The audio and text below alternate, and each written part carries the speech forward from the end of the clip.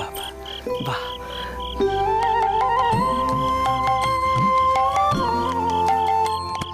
এখন আমি ঘরে যাই। হ্যাঁ, কাল মাঝরাত্রির থেকে তোমার জন্য ঘরে যেতে পারিনি, দাদাও ঘরে নেই।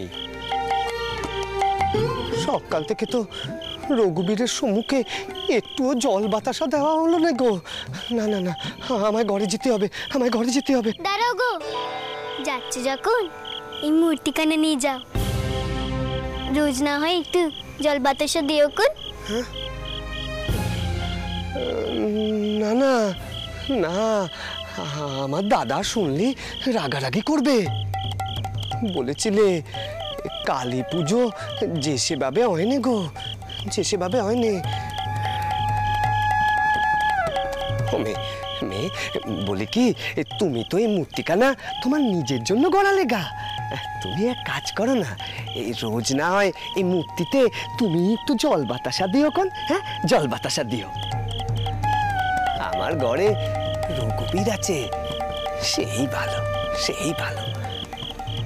না, যাই, আমি যাই, আমি যাই। তবে এই মূর্তি ঘরে নিয়ে যাবে না? কইলুম তো না। একই কথা কেন বারে বারে শুধু হচ্ছে বলো দেখি। আচ্ছা আচ্ছা, এই পেন্নাম করলুম গা আমি। খামোখা দেরি করাচ্ছে। ইস, কতদিন দূরে ছেড়ে থাকবে, তোমাকে তো এই পূজাই করতে হবে গো।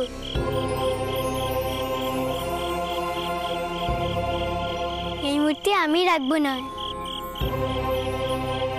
কিন্তু তুমি একদিন কালী মূর্তি সাজাবে গো, পুজো করবে গো, কথা কইবে, নাচবে মূর্তির সম্মুখে, দেখোই না কি হয়।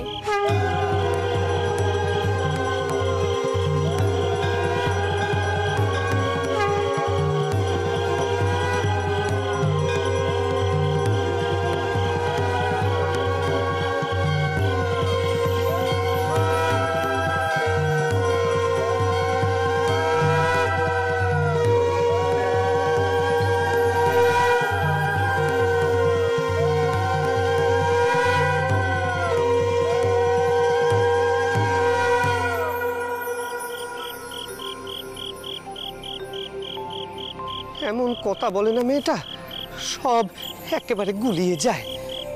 আবার জবা ফুল নিয়ে পেতে হলো। কই গো, কই গেলে? হ্যাঁ, গেলে কোথায় গা?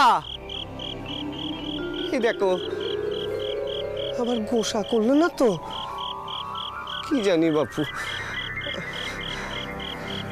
এই নাও, নাও গো, নাও নাও।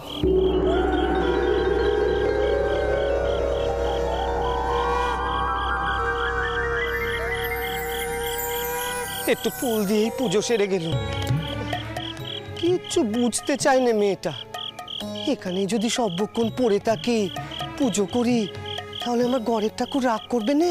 হ্যাঁ, বুঝতেই চায় না। আমি আসি গো, আসি।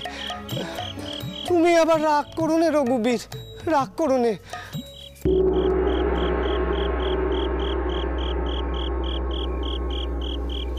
কি আম সত্যকানাই পেলে যাচ্ছিলুম। হ্যাঁ, আরো রেগে যেত না মেয়েটা। রোজ ভাবি নাম কানা শুধবো, রোজ ভুলেই যাই।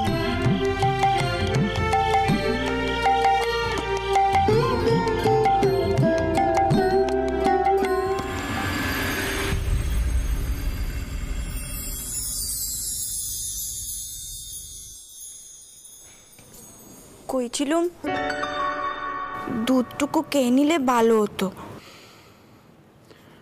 আমার এখন এসবের প্রয়োজন নেই, আমি সম্পূর্ণ সুস্থ আছি।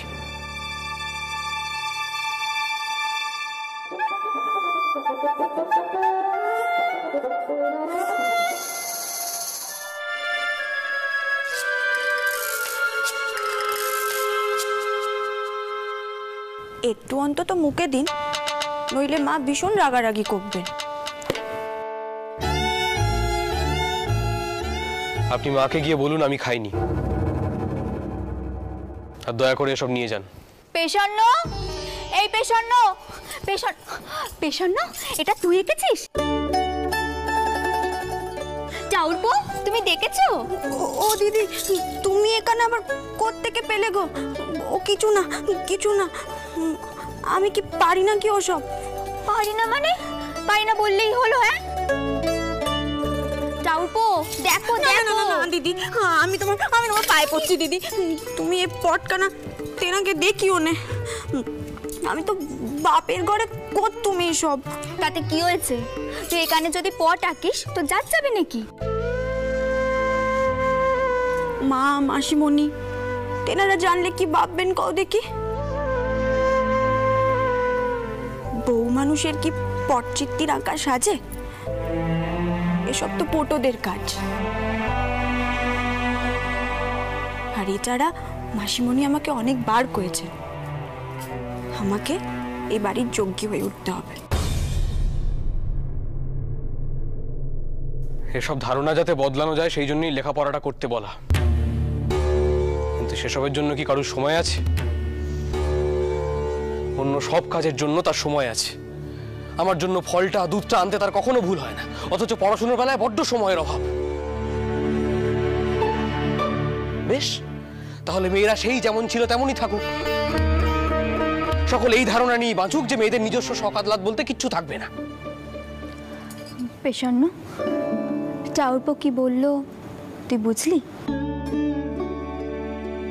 চাউরপো এটা কইতে চাইলো তোর যদি কোনো শখ আহ্লাদ থেকে থাকে তাহলে সেই শখ আহ্লাদ তুই মেটা, তাতে কেউ তোকে কোনো দোষ দেবে না। কাকে কি বলছেন বৌঠান? যতবার জিজ্ঞেস করবেন একই উত্তর পাবেন, আমার মাথা মোটা আর আমি কিছু বুঝি না।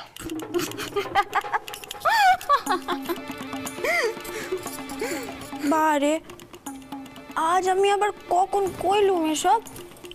ও, তার মানে আজ না হলেও অন্য সময় এই কথাগুলোই বলা হয়, তাই তো? আপনি একবার জিজ্ঞেস করুন তো বৌঠান, এর মধ্যে কতবার উনি হাতের লেখা মক্স করতে এসছেন? আমি এতবার করে বললাম যে আমি এখন বাড়িতে আছি, উনি যেন পড়াশোনা শিখতে আসেন, আমি ভালো করে শিখিয়ে দিতে পারবো। কিন্তু কেউ কি নিজের থেকে কোনো উৎসাহ দেখিয়েছে? বারে, আমি তো গেছিলুম। সবক্ষণ বই পড়েন তিনি, তাই বাইরে থেকে ঘুরে চলে এসেছি। বাহ বাহ বাহ বাহ বাহ, অপূর্ব। আমার তো তাহলে আর কিছু বলারই নেই। আচ্ছা, আমাকে যদি কেউ না ডাকে তাহলে আমি কি করে বুঝবো বলুন তো যে কেউ এসছে? আপনার যে কিসের এত ভয় আর সংকোচ আমি বুঝতে পারি না। আর যার হাতের আঁকা এত সুন্দর, অ আ লেখা তার পক্ষে কেন এত কঠিন হবে বলতে পারেন বৌঠান?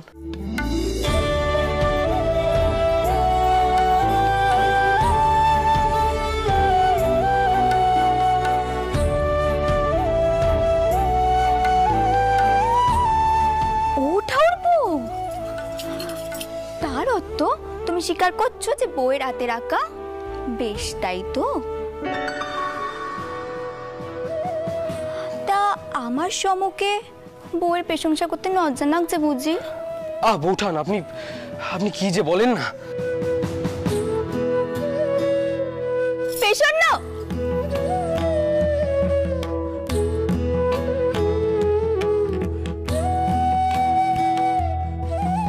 যার হাতের আঁকা এত সুন্দর, অ আ লেখা তার পক্ষে কেন এত কঠিন হবে বলতে পারেন বৌঠান?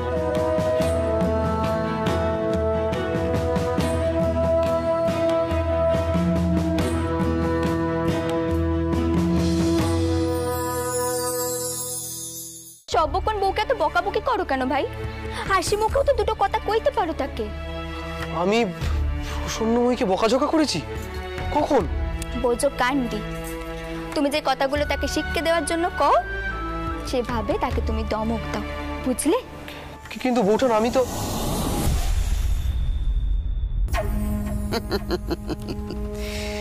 কমলা সুন্দরী, তুমি এখানে দাঁড়িয়ে দাঁড়িয়ে কথা কইছো। আর আমি তোমাকে সারা বাড়ি খুঁজে চলেছি। হ্যাঁ, বলি আমি যে বেরোবো সে খেয়ালখানা আছে তোমার? আর যেই জামাখানা পরে বেরোবো সেই জামার হাতায় চুনোট করা নেই। কে দেখবে সেসব? দেখো কমলা, তুমি যদি তোমার কাজে এরকম ভাবে গাফিলতি দাও আমি কিন্তু আর সহ্য করবো না তোমাকে। মহেন দাদা তুমি একটা অন্য জামা পরে নাও না। কোন জামা পরবো? আর কেই বা বের করে দেবে? তোর বউঠান? বউঠান? দেখলি দেখলি তোদের বউঠানের গুমোরখানা দেখলি? মহেন দাদা, আমি যে কি কষ্ট করে নিজেকে সামলে রেখেছি সে যদি আমি তোমায় বোঝাতে পারতাম যতু দাদা। আচ্ছা মহেন দাদা কেন বউঠানের সঙ্গে এমন ভাবে ব্যবহার করে বলতে পারো? আমার মনে হয় আমাদের একবার মহেন দাদার সঙ্গে কথা বলা উচিত। বলা তো উচিত গোপাল, বলা উচিত, কিন্তু তোর কি মনে হয় আমরা মহেন দাদাকে বলবো আর মহেন দাদা আমাদের সব কথা মেনে নেবে? আসলে ভোপাল, আমরা এই দুনিয়াটাকে যেভাবে দেখি সবাই এই দুনিয়াটাকে সেভাবে দেখে না।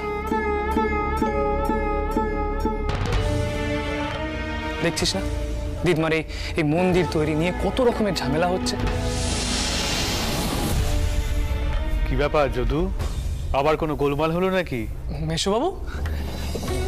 মেশোবাবু আপনি ফিরে এসেছেন? কি ঘাট থেকে তো কেউ খবর পাঠালো না? তাহলে আমরা ঘাটে লোক পাঠাতে পারতাম। থাক বাবা, থাক আর খবর পাঠানোর কি ছিল? ভোপাল, তোমার এখন শরীর ঠিক আছে তো বাবা? থাক হয়েছে। এখন ভালো আছি বাবা। মেশোবাবু সে তো বলছে সে সুস্থ আছে, কিন্তু ভূপাল কিন্তু কোনো নিয়ম কানুন মানছে না। এখন আপনি এসে গেছেন, এখন হয়তো এ কিন্তু তোমার ভারী অন্যায় যদু দাদা। তুমি এমন ভাবে বলছো যেন আমি তোমাদের কারুর কোনো কথাই শুনি না, তা কিন্তু নয়। আচ্ছা বাবা মশাই, ওদিকে সব ভালো তো? হ্যাঁ ভালো, তোমার ঠাকুরদাকে বিথারিতে পৌঁছে দিয়ে এসেছি। কিন্তু তোমাদের কথা শুনে মনে হচ্ছে এখানে কিছু একটা ঘটেছে। ঘটেছে তো অনেক কিছুই বাবা মশাই। ম্যাকিনটশ অ্যান্ড বার্ন কোম্পানিকে দিয়ে দিদমা কোম্পানির ঘাট আর পার বাঁধানোর কাজ শুরু করে দিয়েছেন। আর মন্দিরের নকশা ওই কোম্পানিরই একজন সাহেবকে দিয়ে। মেশোবাবু আপনি এখন ঘরে চলুন। হ্যাঁ, আমি দিদমাকে খবর দিচ্ছি যে আপনি ফিরে এসেছেন। ভূপাল তুইও চল, আমরা মাসিমণিকে খবর দিই। হ্যাঁ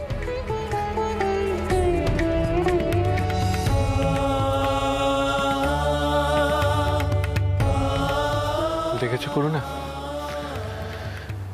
তোমার বেটাকে তাহলে শেষমেশ খুঁজে পেয়েছি, আর সে সুস্থও আছে। আর দেখেছো আমাদের বেটারা এখন সব দায়িত্ব নিজেরাই নিতে শিখে গেছে। তুমি দেখছো তো?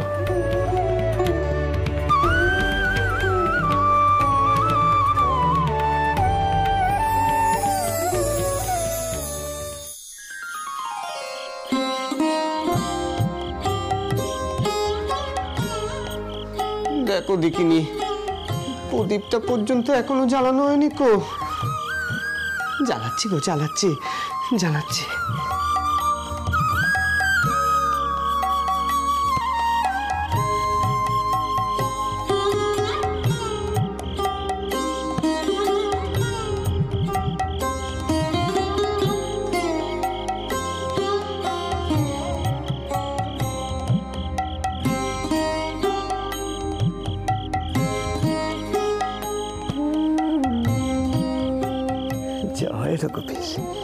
জয় রঘুবীর।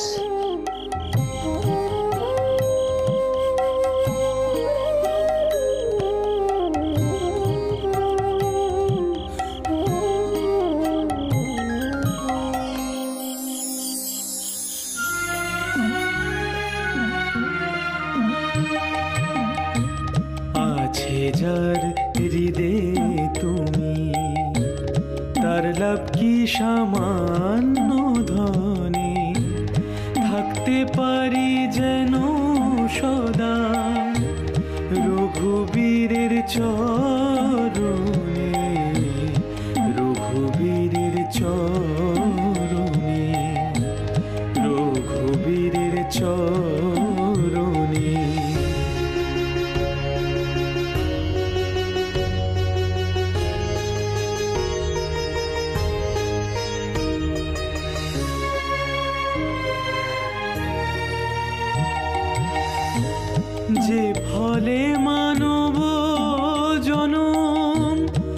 লোভেছি এ শরীর, সে ফল ফলছে রামকল্প বৃক্ষে, আমি কেন হব অধীর, আমি কেন হব অধীর। সংসার যে ধোকার টাটি, মরতে হবে মরণে, থাকতে যেন পারি সদা রঘুবীরের চরণে, রঘুবীরের চরণে, রঘুবীরের চরণে।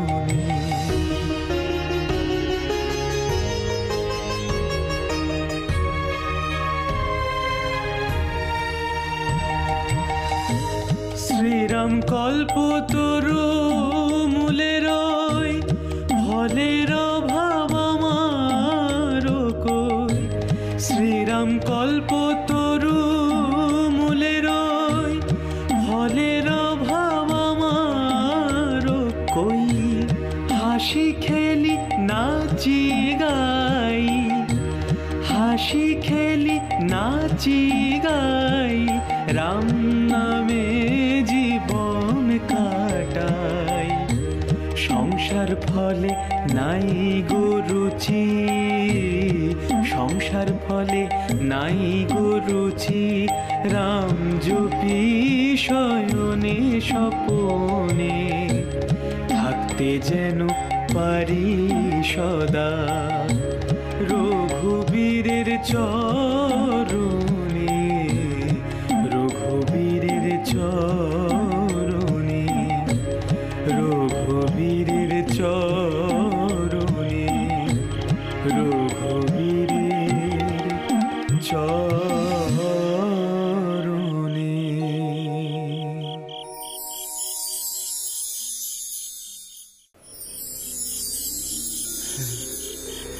না গো, আমার মন জুড়ে কেবল তুমি আছো।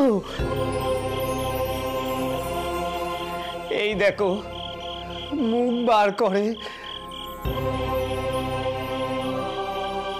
না না না, আমার এই মুখই ভালো, এই মুখই ভালো আমার। হ্যাঁ গো। গদাই, অন্য কার মুখ দেখলি রে? তুমি এসেছো দাদা? হ্যাঁ, দাও দাদা। আর বলো কেন, কাল রাত থেকে তো কেবল ছুটেই বেড়াচ্ছি। ওই যে ওই মেয়েটা আছে না, যে আমাকে ওই পথ দেখিয়ে নিয়ে গেছিল, হ্যাঁ, সে কাল রাতে আমাকে একখান টানে নিয়ে গেল, কইল পুজো করতে। আমি বারবার তাকে কইলুম যে কালী পুজোর মন্ত্র তন্ত্র আমি কিচ্ছু জানি নে, কিন্তু সেও আমাকে চাললে নে, বলে ওই ফুল দে জল দে পুজো করলেই নাকি হয়ে যাবে। তা দিলুম পুজো। সর্বনাশ! গদাই, গদাই, শক্তির আরাধনা অভাবে হয় না গদাই। তোকে আর কতবার বলতে হবে বলতো? ওই দেখো দাদা, তুমি কি মনে করেছো বলো তো? আমি কি সেই কথা তারে কইনি? বারবার কয়েছি, কিন্তু সে জেদ ধরে থাকলে কি করব বলো তো? তারপরে আবার কি ওই পুজো করলেই চারে নাকি, বলে কিনা মায়ের মূর্তি করে দিতে হবে। আমি বারবার কইলুম আমি করবো নে, শেষটায় আমাকে আম সত্ত্বের লোভ দেখালে। কিসের লোভ দেখালে? তার মানে তুই মূর্তিও গড়েছিস, আমসত্ত্বও পেয়েছিস, তাই তো? আমি তো জানি মিষ্টি খেতে তুই কত ভালোবাসিস। তা সবটাই খেয়ে নিয়েছিস না? দাদার জন্য কিছু আছে? আছে গো দাদা, আছে, এক্ষুনি আনছি।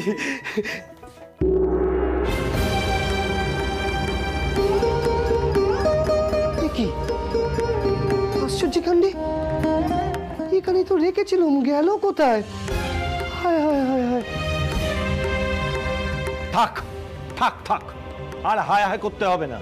নিজে সবটা শেষ করে এখন অবাক হওয়ার ভান করছিস? হ্যাঁ না গো দাদা, বিশ্বাস করো আমি এখানে রেখেছিলাম। রাখলে যাবেটা কোথায়? হ্যাঁ, একটা হতে পারে, তুই যেমন লুকিয়ে দারোয়ানজির জন্য রাখা কলা নিয়ে চলে আসিস, তেমন ভাবেই হয়তো কেউ নিজের মনে করে নিয়ে চলে গেছে, তুই টেরটিও পাসনি। এ কিন্তু বড় আশ্চর্য কাণ্ডি। আচ্ছা আচ্ছা, শোন শোন, আয় আয় এদিকে আয়, আমার সাথে আয়, আয় আয় এদিকে আয়। এই দেখ, এই দেখ, এই দেখ, আজকে দেখ দেখ, আজকে অনেক চাল ডাল পেয়েছি বুঝলি। দু ভাই মিলে আজকে পেট ভরে খাবো।